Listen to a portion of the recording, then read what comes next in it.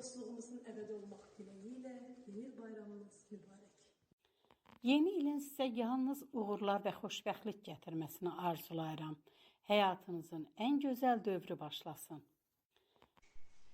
Gəlin sizə xoşbəxtlik, sevgi və ən önəmlisi sağlamlıq gətirsin.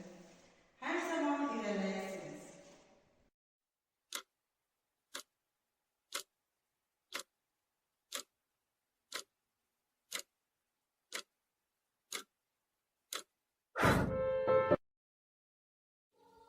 Her yeni ilde geçmişin ağırlıklarından azat, geleceğin ışıklı yoldaşlığı ile ilerleyek. Yeni iliniz mübarek.